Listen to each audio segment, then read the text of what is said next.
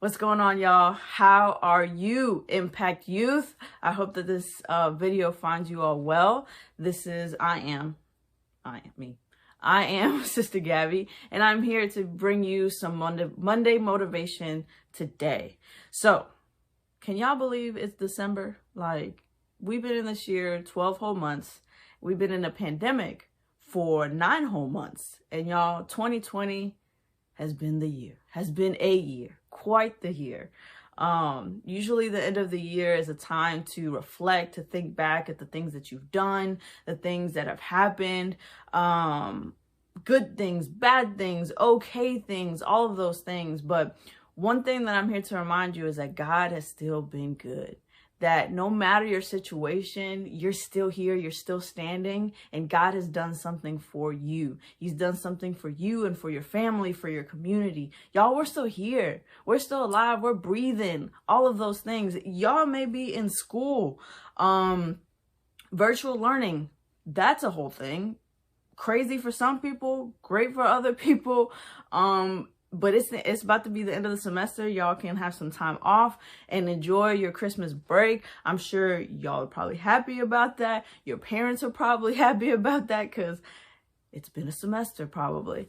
But God has still been good, and He has seen you through this process, and He has seen your parents through this process, your family through this whole entire process. And that is something to be remembered, y'all. Something to be remembered. Earlier this week, my mom, and she sent a message to our group chat, giving us an update on a situation that we were, that we were paying attention to. And at the end, she was like, y'all, God is still good. God is still faithful.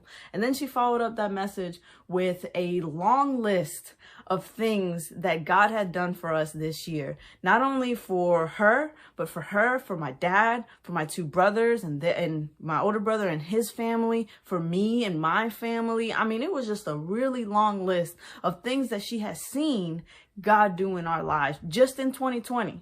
And I actually took a screenshot of it because I was like, wow, that's a lot of things.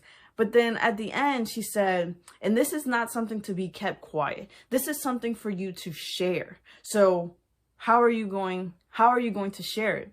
And that triggered me because it reminded me of 2 years ago in 2018, when my husband said almost the exact same thing to me, but in the form of a gift. That Christmas, that year had been just a tough year for us. A lot of change, just a lot of things going on. But at the end of the year for Christmas, he got me a trophy, and in the trophy he engraved Joshua 4:4-7, and then it said, "Tell your story." And he told me, this is to serve you as a reminder of what 2018 was for you and was for us. So then when people ask you about it, when they ask you about this trophy, because it's quite peculiar what it is, when they ask you about this trophy, when they ask you about 2020, or you look at it, you're reminded of what God had brought you through. So to give you guys some context of what Joshua 4:4-7 is, in chapter 3 of Joshua, we see where the Israelites were going through the desert. They get to the Jordan River, and they have to cross the Jordan River. Now, they didn't have boats. They did all this by foot. So how are they going to cross a river by foot? They're not Jesus. How are they going to do that? Well, God gave Joshua specific instructions on what the priests needed to do with the Ark of the Covenant as they approached the river, and how the whole nation of Israel was going to cross. And y'all, exactly what he said is exactly what happened. The priests did what they were supposed to do. They stood, as they started approaching the river, the waters began to dry up, the riverbank began to dry up, and the whole nation of Israel was able to walk through the riverbed to the other end of the Jordan River, right? Y'all, that is a miracle, okay? He stopped the flow so the Ark of the Covenant, as well as the nation of Israel, could pass along this river, okay? That is a miracle. And then in chapter 4, God tells Joshua, when the whole nation, in chapter 4, Verse 1, it says, when the whole nation had finished crossing the Jordan, the Lord said to Joshua, choose 12 men from among the people, one from each tribe, and tell them to take up 12 stones from the middle of the Jordan, from right where the priests are standing, and carry them over with you, and put them at the place where you stay tonight. So Joshua called together 12 men that he had appointed from Israel, from each tribe, and he said, go over before the ark of the Lord, your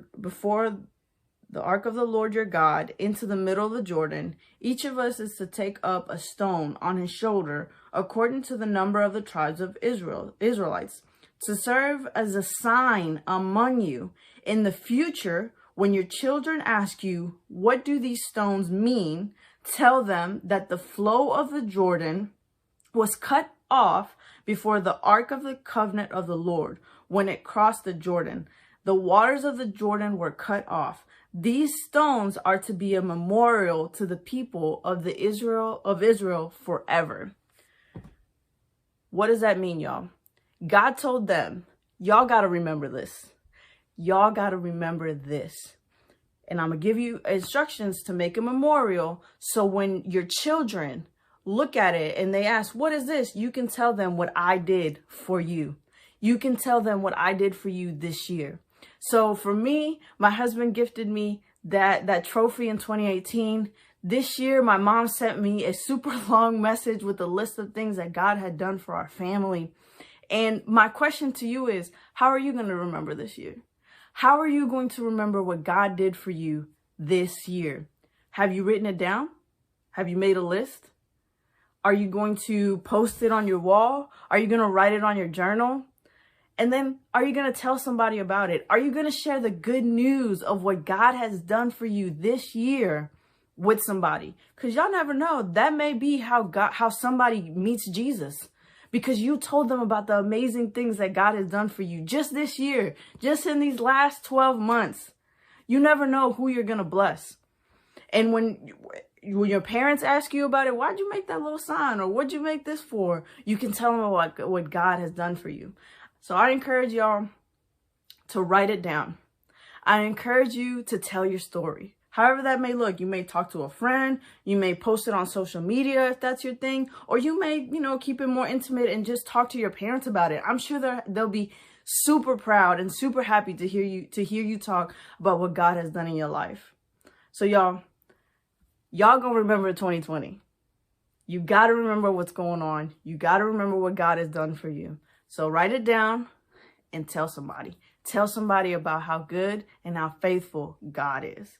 Y'all be encouraged. Think about those things, because no matter what is going on, God is still good. God is still on the throne, and he loves you. Y'all have a great rest of your week.